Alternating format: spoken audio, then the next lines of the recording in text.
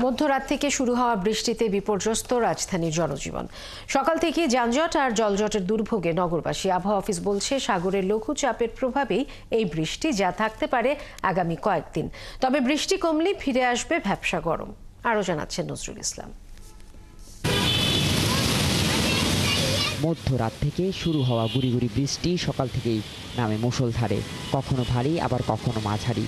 বৃষ্টি ঝরছে দিনভর। এতে গেল কয়েকদিনে ভ্যাপসা গরমের পরিস্থিতিতে কিছুটা মুক্তি মিলেছে।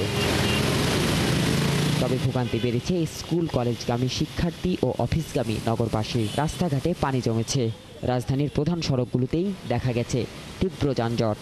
আমি দুইবার বেরিয়েছি, একবার ভিজছি, আবার গেছি বাসা, আবার ভিজে আইছি। গরমের থেকে কিছুটা স্বস্তি পাওয়া গেল, এইটা অনেক ভালো।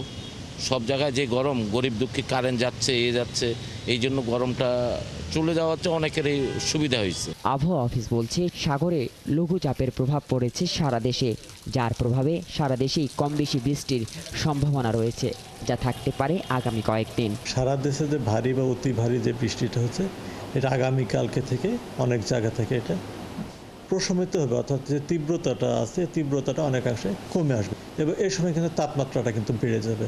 আবার যখন তাপমাত্রাটা বেড়ে যাবে সেক্ষেত্রে আবার কিছুটা ভ্যাপসা গরম আবার অনুভূত হবে। তবে বৃষ্টি কমলেই ফিরে আসবে ভ্যাপসা গরম। নজরুল ইসলাম, ৭১, ঢাকা।